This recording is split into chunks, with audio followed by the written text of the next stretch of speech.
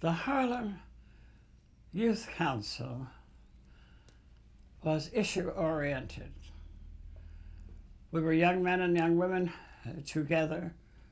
We met at least once every week, and sometimes we had subcommittees on things that we'd meet at those times. But that there was a strong emphasis against lynching, against the chain gangs.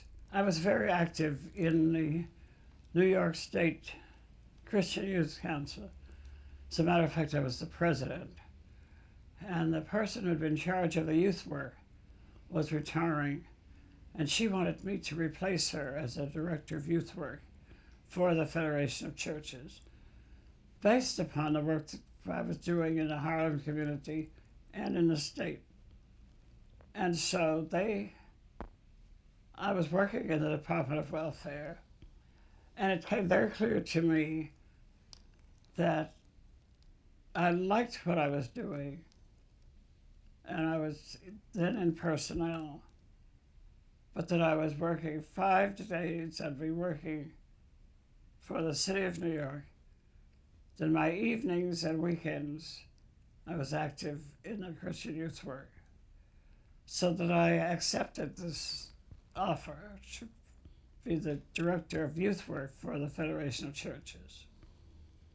And then I was, that same summer, 1937, I was one of the 10 youth delegates to the World Conference of the Churches in Oxford, England. And when I returned from England, Mrs. Saunders, who knew of my work with the Harlem Youth Council and all the work I was doing around Harlem and all the activities, invited me to take a job with the Harlem branch of the YWCA. So I had these two things at the same time, but they were good enough to come together and give me the chance to choose which one I wanted to do. I chose the YWCA because I felt that I could do more than I could do with the churches, but that the YWCA also had a Christian purpose. And I chose to work for the YWCA, and the Federation of Churches director assured me and everyone else that whichever decision I make, they'd be with me. And that's true, that's what they did. I had the assignment to escort Eleanor Roosevelt into a meeting Mrs. Bethune was holding. And it turned out to be a meeting of the National Council of Negro Women. And as I was leaving to take Mrs. Roosevelt out, Miss Bethune asked me my name, and when I told her, she said, "Come back, we need you." And I've been back ever since. And even then, before I could get back, she had put me on the resolutions committee. And the first resolution that I ever wrote in my life had to deal with child welfare for the National Council of Negro Women. The decline in education, I think, has little to do with the Brown versus Board of Education. I think that decline is due to the neglect of the schools. If you go back and look and see that even where we had good teachers in the schools, often those teachers were working with inadequate facilities and with inadequate buildings and the like. So that the drive towards opening up the schools, to me, is an important one, because if we're going to live in a society where people of all races, we need to learn how to work together. We need to learn together how to work. And that this becomes as important as anything. And I hope that as we come up now to the 50th anniversary, we will redouble our efforts to see how we can correct some of the things that we failed to do once we had this new foundation in law. The March on Washington was a glorious experience. 250,000 people marching in one accord. There was a whole climate in the country of indignation that segregation had to go and so on. And I think that the disappointment for me only disappointment was that we didn't have a woman speaker. The Student Nonviolent Coordinating Committee, John Lewis, did speak because they had threatened with their speech.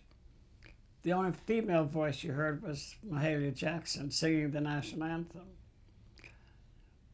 But the rationale for not having a woman speaking was that in the churches, in the unions, in all those organizations, you have women. What we were trying to get over was the message there's a difference when women speak for women and not speak for the church or for some other institution.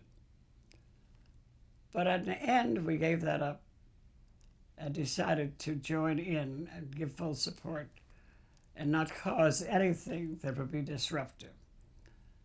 And as a result, I think all of us entered into this great moment when Dr. King gave his I Have a Dream speech. And we all were a part of it. And I think we all were grateful that we had that opportunity. During this period that I have been a part of the civil rights movement, I was a part of the strategy group, I represented the concerns of women in that group. And then I've been a part of helping with the women's movement to move that forward. When I look at civil rights, we have to say Truman's support an act to desegregate the armed services was a major blow to segregation in this country. That was a major step forward. And I think that Lyndon Johnson's strong position in support of the civil rights legislation and the civil rights movement cannot be challenged by anyone. That's what he did was very significant.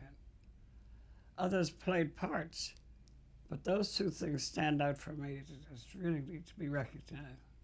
I think that one of the things that is material that I could say is that I think that I'm proud that I had a hand with the National Council of Negro Women in putting Mrs. Bethune in Lincoln Park, in developing the Bethune Museum and Archives as the only source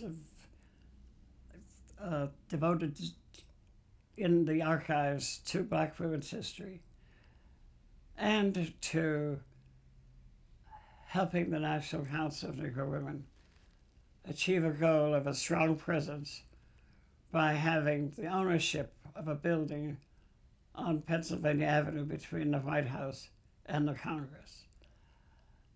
And I feel that if I were to look at the other part of my legacy, it would be that I think I have shown that you have to stand by, stick by, pursue your course. I cannot name any one achievement. I would say the greatest one I would feel is that I started out early on a course and I've tried to follow it. I've been working on the same thing all my life, and that I've been a part of and had the opportunity to work with so many strong people who have helped me, who have mentored, who have been there to help. And of course, so many that you had to work against because they did not see or share the vision. But I'm grateful for all those I've worked with who have shared the vision.